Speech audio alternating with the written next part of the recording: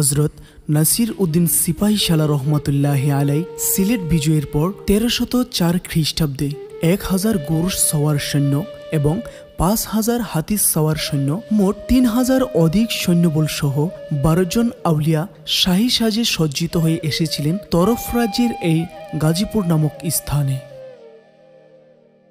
গাজীপুরের পূর্বের নাম ছিল বিশগাঁও। 12 জন আউলিয়া যখন সৈন্যবল নিয়ে এখানে এসেছিলেন তখন সৈন্যগণ বিভিন্ন সমস্যার সম্মুখীন হয়ে অসুস্থ হয়ে যেতেন বিদায় এই জায়গার নাম বিশগাঁও বলেই পরিচিত লাভ করেন।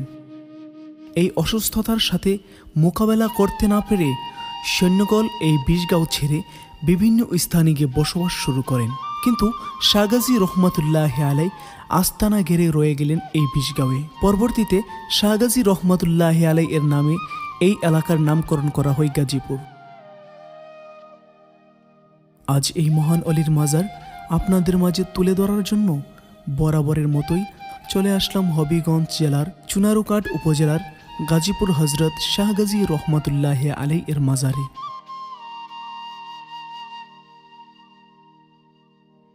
সিলেট বিজয়ের পর শাহজালাল ইয়ামিনী রহমাতুল্লাহ আলাই এর নির্দেশে আউলিয়াগণ বিভিন্ন স্থানে চলে যান ইসলাম প্রচার প্রসারের জন্য। তেমনিভাবে সিপাহ সালার নাসির উদ্দিন রহমাতুল্লাহ আলাইও 12 জন আউলিয়া নিয়ে চলে এসেছিলেন তরফ রাজ্যের দিকে। এই 12 জনের মধ্যে অন্যতম ছিলেন হজরত শাহ গাজী রহমাতুল্লাহ আলাই। ইসলাম প্রচারের ক্ষেত্রে শাহ গাজী রহমাতুল্লাহ আলাই এর ভূমিকা ছিল গুরুত্বপূর্ণ অপরিসীম। তিনি যখন সর্বপ্রথম বিশগাঁওয়ে আগমন করেন তখন রাজা আচক নারায়ণের পূজা মন্দিরের ভিতর একটি পাথরের উপরে দাঁড়িয়ে আজান দিয়েছিলেন। সেই পাথরটি এখনও সংরক্ষিত আছে এই মাজারের ভিতরে। ভালো করে খেয়াল করলে দেখা যায় এখানে 2টা পায়ের ছাপ রয়েছে। অনেকে বলে থাকেন তিনি রহমাতুল্লাহ আলাই যখন এই পাথরে দাঁড়িয়ে আজান দিয়েছিলেন তখন ওনার পায়ের ছাপ এই পাথরে উঠেছিল। এই মহান অলির পাশেই চিরনিদ্রায় শায়িত আছে হজরত শাহ কালু রহমাতুল্লাহ আলাই। অনেকেই দাবি করে থাকেন শাহ কালু রহমাতুল্লাহ আলাই শাহ গাজী রহমাতুল্লাহ আলাই এর আপন ভাই। তিনিও 360 জন আউলিয়ার একজন। তবে শাহ গাজী রহমাতুল্লাহ আলাই যে শাহজালাল ইয়ামিনী রহমাতুল্লাহ আলাই এর সফর সঙ্গী তা ইতিহাস থেকে আমরা স্পষ্টভাবে জানতে পেরেছি, কিন্তু শাহ কালু রহমাতুল্লাহ আলাই 360 আউলিয়ার সফর সঙ্গী কিনা তা আমরা স্পষ্ট নই। অলিদয়ের জন্ম কিংবা ওফাতের তারিখ কেউ আমাদের সঠিকভাবে বলতে পারেনি, কিন্তু ওনাদের স্মরণে পূর্বকাল থেকেই এই মাজারে ওরস পালিত হচ্ছে। ধারণা করা যায় ওনাদের ওফাতের তারিখ অনুযায়ী ওরস পালিত হয় এবং ফাল্গুনের 18 তারিখে কালুশাহ রহমাতুল্লাহ আলাই এর স্মরণে একদিনের জন্য ওরস পালিত হয়। মনোয়ার আলীর নামের এক খাদিমের পূর্বপুরুষগণই এই মাজার পরিচালনা করত। পর্যায়ক্রমে মনোয়ার আলী খাদেম এই মাজারের খেদমত করে যান। উনি দুনিয়া থেকে বিদায় নেওয়ার পর ওনার ছেলে সন্তান না থাকার কারণে মাজার তেমনভাবে পরিচালনা হতো না। জরাজীর্ণ অবস্থায় ছিল অলিদয়ের মাজার। আউলিয়াদের ভালোবাসায় স্নিগ্ধ হয়ে এই মাজারে চলে আসেন মাজারের এক ভক্ত রমজান আলী ভান্ডারী সাহেব।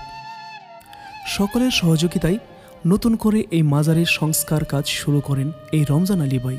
ওনার সাথে আলী পাগলা নামক একজন অলি প্রেমিক ছিলেন।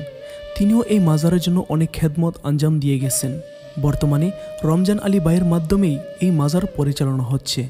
প্রিয় দর্শক, হজরত শাহ গাজী এবং শাহ কালু রহমতুল্লাহ আলাই মাজারে আমরা এসে চমৎকার একটি জিনিস দেখতে পেয়েছি। আপনারা আমার পিছনে যে দৃশ্যটি দেখতে পাচ্ছেন হজরত শাহ গাজী রহমতুল্লাহ আলাই মাজারের পাশেই আপনারা দেখতে পাচ্ছেন এখানে নিচ থেকে অটোমেটিক আল্লাহর রহমতে পানি উঠতেছে। পানিটা আপনাদেরকে একটু হাত দিয়ে দেখাই। এই পানিটা এমন ঠান্ডা যে আমরা যে টিউবওয়েল থেকে পানি উঠাই তেমন না। আসলে আমরা টিউবওয়েল থেকে পানি নিয়ে যখন আমরা ফ্রিজে রাখি, ফ্রিজে রাখার পরে 1-2 ঘন্টা পরে পানিটা যেমন ঠান্ডা হয় ঠিক তেমন ঠান্ডা আমার কাছে মনে হয়েছে। হবিগঞ্জ জেলার চুনারুঘাট থানার গাজীপুরে রয়েছে এই মহান আউলিয়াদের মাজার। বাংলাদেশের বিভিন্ন স্থান থেকে অসংখ্য নারী পুরুষ চলে আসেন এই মহান আউলিয়াদের মাজার জিয়ারত করার জন্য। আমরা স্থানীয় লোকদের কাছ থেকে এই 2 জন মহান অলির সম্পর্কে যতটুকু জানতে পেরেছি আপনাদের মাঝে উপস্থাপন করেছি। ওনাদের সম্পর্কে আরও বিস্তারিত জানতে চাইলে ওনাদের মাজারে এসে একদিন জিয়ারত করে যাবেন। পরিশেষে সকলের সুস্বাস্থ্য কামনা করে বিদায় নিচ্ছি আজকের এই কাফেলার অনুষ্ঠান থেকে। দেখা হবে আমাদের পরবর্তী কাফেলার অনুষ্ঠানে। ততদিন সকলে ভালো থাকবেন, সুস্থ থাকবেন। আল্লাহ হাফেজ।